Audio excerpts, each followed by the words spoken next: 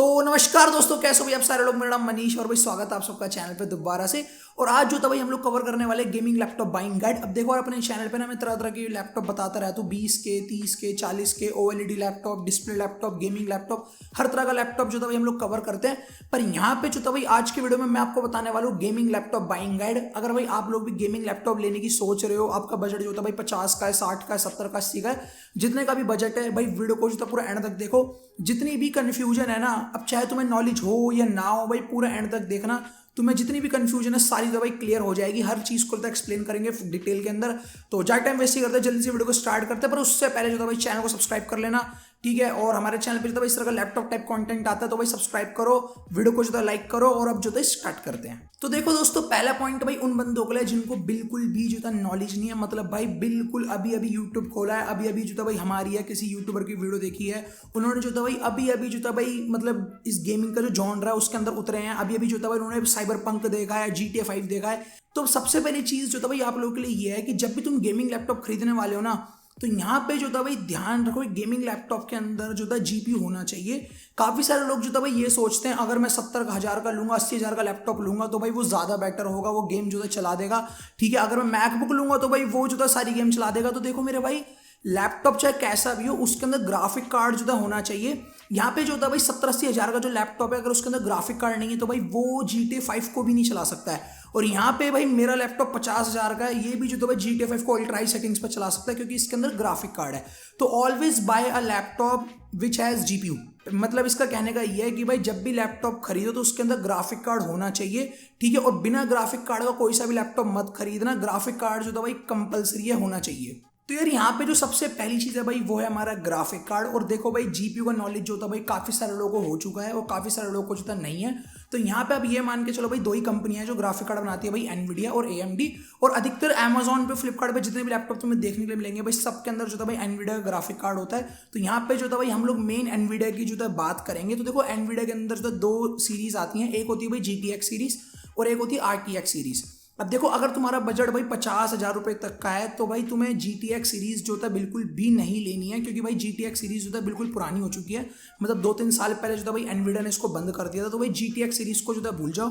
यहाँ पे तुम्हें सिर्फ और सिर्फ RTX सीरीज की तरफ जो है ध्यान देना है। अब यहाँ पे जो था भाई RTX के अंदर भी जो ना काफी सारे नंबर्स होते हैं भाई, 2,000, 3,000, 4,000। अब देखो, जैसे नाम सुनने से पता लगता है भाई 2,000 जो था कम नंबर है, 3,000 ज्यादा बड़ा नंबर है, 4,000 जो था उससे बड़ा नंबर है। तो उसी तरह से तो भाई यहाँ पे जो सीरीज है वो भी इसी तरह से वर्क करती है। जो 2,000 का RTX ग्राफिक कार्ड है वो वीक है, जो 3,000 वाला है भाई वो उससे पावरफुल है, और जो 4,000 वाला है वो सबसे ज्यादा पावरफुल है। अब यहाँ पे जो था मैं आपको बजट एक्सप्लेन करता हूँ। अगर मान के चलो भाई आपका बजट जो होता है भाई 50,000 तक का है, मतलब 50,000 से नीचे का बजट है आपका, तो आपको RTX 2050 जो था भाई देखने के लिए मिल जाएगा। और अगर आपका बजट जो था भाई 50 से 60,000 रुपए के बीच का है तो भाई आपको RTX 3050 देखने के लिए मिल जाएगा। और यहाँ पे जो था भाई TGP का जो था बहुत बड़ा डिफरेंस होता है। अब देखो, यहाँ पे कुछ ग्राफिक कार्ड ऐसे हैं जिनकी TGP जो था भाई 50 वॉट है, कुछ ग्राफिक कार्ड ऐसे हैं जिनकी TGP जो था भाई 70 वॉट है। अब तुम इसको इस तरह से समझ लो, जिस तरह से हमारे घर में बल्ब होता है ना भाई, 100 वॉट का बल्ब, 50 वॉट का बल्ब, जितनी ज्यादा TGP होगी भाई उतना ज्यादा जो था भाई तुम्हें गेम्स के अंदर FPS देखने के लिए मिलेंगे। मतलब गेम जो था भाई उतने बढ़िया तरीके से जो था चलेगा।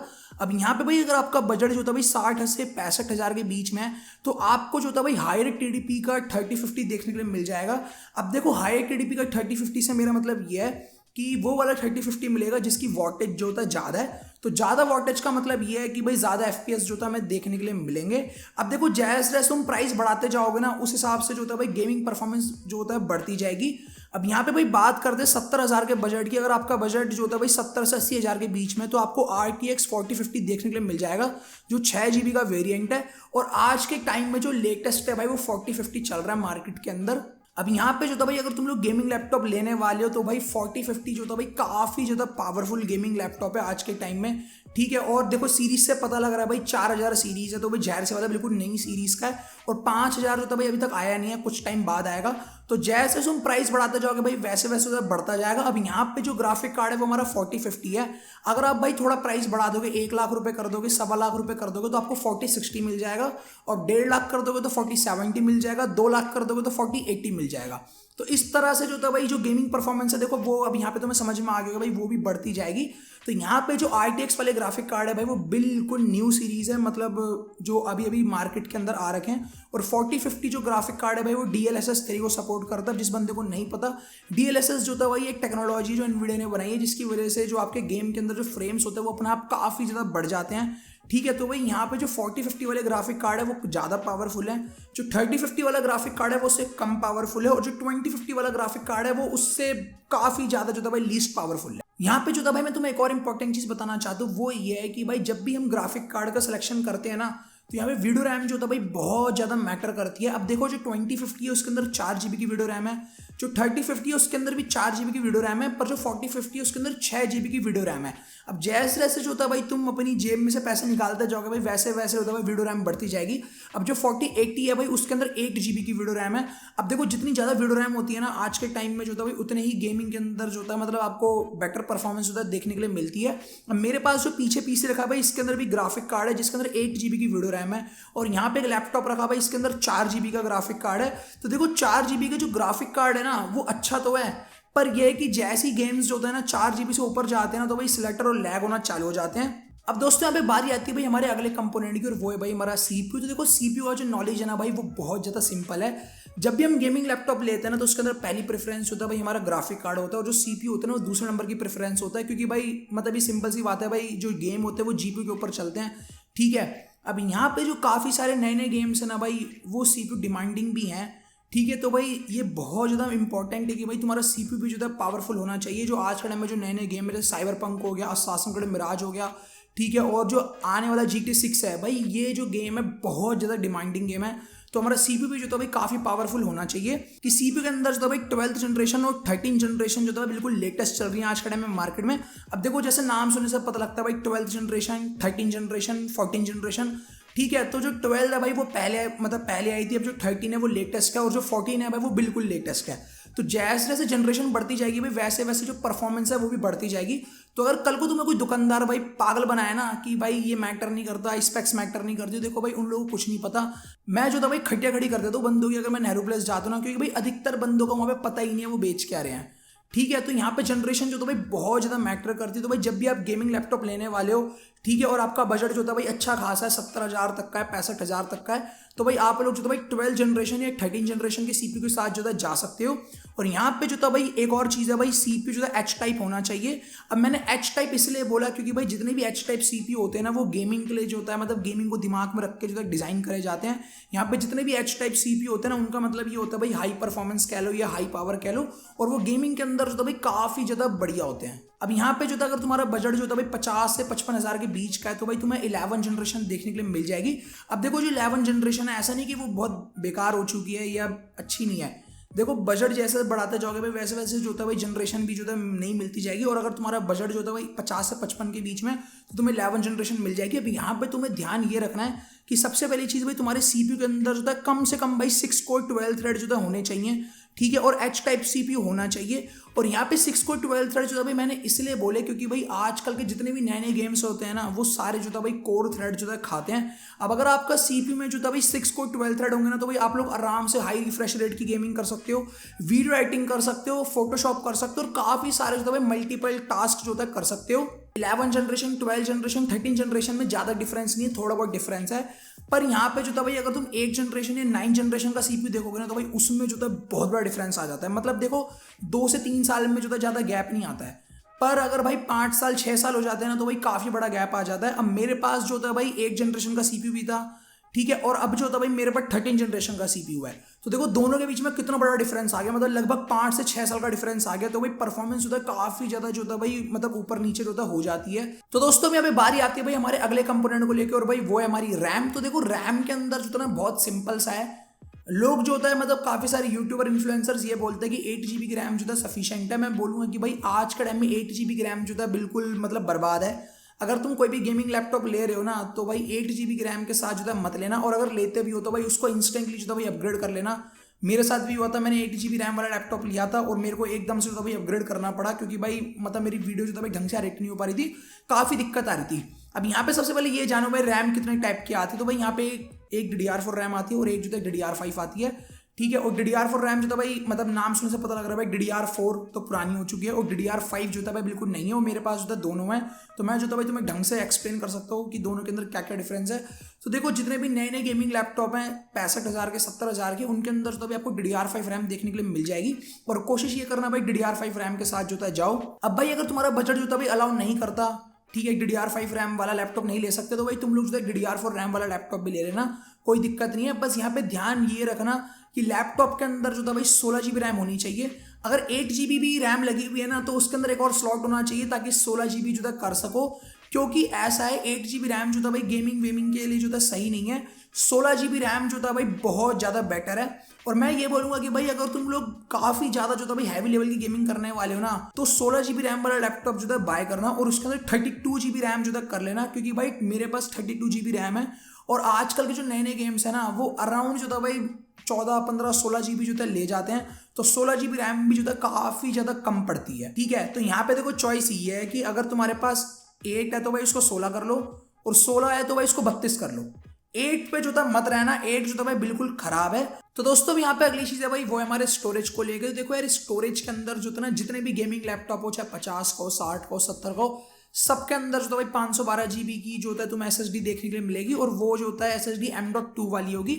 अब यहाँ पे जो था भाई बहुत ज़्यादा जो था भाई इस चीज़ का ध्यान रखना कि जोन सा भी लैपटॉप लेकर आओगे या फिर लेने जा रहे हो ना, उसके अंदर जो था भाई एडिशनल स्लॉट होना चाहिए। अब यहाँ पे जो था भाई SATA स्लॉट हो तो वो भी चलेगा, M.2 वाला स्लॉट हो वो भी चलेगा, और मेन सच बोलूँ तो भाई M.2 होना चाहिए एक और, ठीक है, ताकि जो था भाई कल को इन फ्यूचर एक और M.2 लगा सको।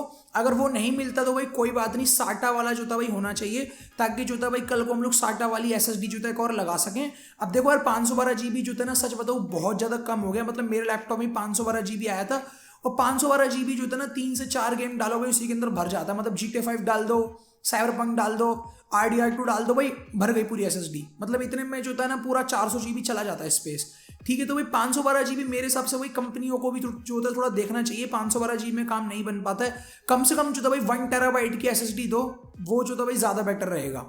अब यहाँ पे दोस्तों बारी आती है भाई हमारी डिस्प्ले की, और डिस्प्ले में जो था भाई तुम्हें जितने भी लैपटॉप हैं 50 के, 60 के, 70 के, सबके अंदर जो था भाई 15.6 इंच की जो है मतलब स्क्रीन साइज मिलेगा। 1080p जो था रेजोल्यूशन होगा, और यहाँ पे जो डिस्प्ले होगी वो IPS होगी, मतलब जो व्यूइंग एंगल्स होंगे वो जो था भाई काफ़ी बढ़िया होंगे। अब ये जो था भाई बहुत रेगुलर सी नॉर्मल डिस्प्ले है भाई। MSI आसूस यहाँ पे क्या करते हैं, कॉस्ट कटिंग करने के लिए जो होता है ना, सारी चीज़ें बढ़िया बढ़िया देते हैं। डिस्प्ले के अंदर जो रिफ्रेश रेट होता है ना, वो 60 हर्ट्ज दे देते हैं, ठीक है। और देखो भाई, जब हम गेमिंग कर रहे होते हैं ना, तो कम से कम जो था भाई 144 हर्ट्ज का या 120 हर्ट्ज का रिफ्रेश रेट होना चाहिए। अगर तुम कोई सा भी लैपटॉप लेने वाले हो गेमिंग के लिए, तो भाई इस चीज़ का ध्यान रखना कि भाई हाई रिफ्रेश रेट वाली डिस्प्ले होनी चाहिए। मेरे लैपटॉप में भी जो था भाई 144 हर्ट्ज की हाई रिफ्रेश रेट है, ठीक है। और 60 हर्ट्ज होता है, देखो सच बताओ बहुत पहले जो होता है चलते थे। आज के टाइम में 60 हर्ट्ज वाला लैपटॉप लेना बहुत ज़्यादा बेवकूफ़पना है, क्योंकि भाई 60 हर्ट्ज होता है इतना स्मूथ नहीं होता है। 144 हर्ट्ज या 120 हर्ट्ज होता है, काफ़ी ज़्यादा स्मूथ होता है। और यहाँ पे जो था भाई दूसरी चीज़ मैं उन लोगों के लिए बोलूँगा, अगर आप लोग कंटेंट क्रिएटर हो, ठीक है, आप लोग जो था भाई कलर्स का काम करने वाले हो, फोटोशॉप करोगे, वीडियो एडिटिंग करोगे, मतलब भाई काफ़ी ज़्यादा कलर का, सैचुरेशन का, कॉन्ट्रास्ट का काम करने वाले हो, sRGB जो था भाई होनी चाहिए। क्योंकि जितने भी कंटेंट क्रिएटर्स होते हैं भाई, उनके लिए जो होता है भाई कलर बहुत ज़्यादा मैटर करते हैं, जो काफ़ी ज़्यादा कलर का काम करते हैं, कलर ग्रेडिंग करते हैं, फोटोशॉप करते हैं। अगर तुम गेमिंग करते हो ना, तो उसके लिए जो होता है कलर से ज़्यादा मैटर नहीं करते हैं, पर कलर का जो काम होता है ना, तो कलर ग्रेडिंग जो होती है, वीडियो एडिटिंग होती है, फोटोशॉप होती है भाई, उनके अंदर जो था भाई डिस्प्ले जो था काफ़ी अच्छी होनी चाहिए। तो डिस्प्ले के मामले में जो था भाई इन दो चीज़ों का जो था बहुत ज़्यादा जो था ध्यान रखना।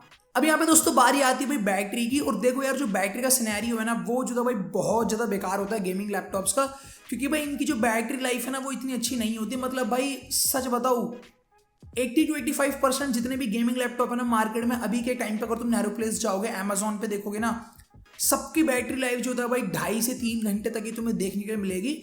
अब यहाँ पे जो था भाई कुछ बंदे बोलते हैं भाई ब्राइटनेस को कम कर दो, साउंड को जो होता है कम कर दो, जो RGB लाइटनिंग होती है ना, जो हमारे कीबोर्ड में जलती रहती है भाई, उसको बंद कर दो, तो भाई आपको बैटरी थोड़ी लंबी देखने के लिए मिल जाएगी। अब देखो यार, मैं वो वाला बंदा हूँ भाई जो ब्राइटनेस को भी फुल पर रखता है, ठीक है, ग्राफिक की परफॉर्मेंस भी जो था भाई फुल पे रखता है, ग्राफिक कार्ड को भी ओवरक्लॉक कर देता है, CPU को भी ओवरक्लॉक कर देता है, ठीक है, और जो था भाई साउंड को भी फुल पे रखता है, RGB जो था भाई फुल मतलब 100% पे जो था चमकनी चाहिए, ठीक है। तो मैं सच बताऊँ भाई, मेरा लैपटॉप जो होता है ना 2 घंटे जो होता है ना, 2 सवा 2 घंटे मुश्किल से टिक पाता है। अब यहाँ पे भाई आपको एक इंपॉर्टेंट चीज़ बताना चाहता हूँ, जब भी गेमिंग करो भाई चार्जिंग में लगाए गेमिंग करना, बिना मतलब चार्जर हटा कर जो था भाई बिल्कुल भी गेमिंग मत करना, क्योंकि भाई जो तुम्हारे ग्राफिक कार्ड की टीजीपी है वो अपना आप कम हो जाएगी अगर तुम लोगों ने चार्जर नहीं लगा रखा है। अब यहाँ पे दोस्तों काफी सारे लैपटॉप ऐसे भी हैं जिनके अंदर बैटरी लाइफ जो था थोड़ी बेटर है, जैसे भाई आसूस टफ। इसके अंदर जो था भाई 90 वॉट आवर की बैटरी जो था हमें देखने के लिए मिलती है। अब देखो हर एक मॉडल में नहीं होती, तुम मॉडल नंबर चेक कर सकते हो 90 वॉट आवर बैटरी वाला, ठीक है। तो जिनके अंदर 90 वॉट आवर की बैटरी होती है भाई वो आराम से आपको 4 घंटे तक का बैटरी बैकअप भी दे सकते हैं, मतलब पौने 4 घंटे तक का बैटरी बैकअप देखने के लिए मिलेगा। और यहाँ पे भाई दूसरे नंबर पे जो था भाई एचपी का विक्टस भी जो था काफी ज्यादा बेटर है, 70 to 80 वॉट तक की बैटरी कैपेसिटी होती है, और भाई ये भी आराम से 3.5 घंटे तक का आपको बैटरी बैकअप दे सकता है। अब यहाँ पे भाई और भी बहुत सारे लैपटॉप हैं, आप लोग अगर बैटरी कैपेसिटी चेक करोगे तो भाई आपको पता लग जाएगा कौन सा लैपटॉप ज्यादा जो है बैकअप देगा। और ये चीज जो था देखो मैं सच बताऊँ मेरे लिए जो है मैटर नहीं करती, क्योंकि भाई मेरा लैपटॉप पूरे टाइम चार्जिंग में लगा रहता है। और अगर तुम वो वाले बंदे हो जो घर में लेके जो था भाई मतलब गेमिंग करने वाला लैपटॉप को लेके, ठीक है, बार बार नहीं जाएगा, बार बार गेमिंग नहीं करेगा, घर में बैठ के गेमिंग करेगा, तो भाई ये चीज़ जो है ना तुम्हारे लिए मैटर भी नहीं करती है मेरे हिसाब से। अब यहाँ पे दोस्तों बारी आती है भाई कनेक्टिविटी को लेकर। तो देखो यार जितने भी 50, 60, 70 हज़ार के बजट में लैपटॉप होते हैं ना, इनके अंदर जो भाई 3 से 4 पोर्ट ही देखने के लिए मिलते हैं, ठीक है। और कुछ के अंदर जो था भाई 2 ही पोर्ट होते हैं, मेरे वाले में भी जो था भाई 2 ही पोर्ट है। अगर तुम्हारा बजट जो था भाई काफी अच्छा है, मतलब 1 लाख रुपए खर्च कर सकते हो, तो भाई तुम्हें काफी सारे पोर्ट देखने के लिए मिल जाएंगे। 70 से 80 हज़ार के बजट में जो था भाई तुम्हें थंडरबोल्ट भी देखने के लिए मिल जाएगा, यूएसबी सी टाइप भी देखने के लिए मिल जाएगा।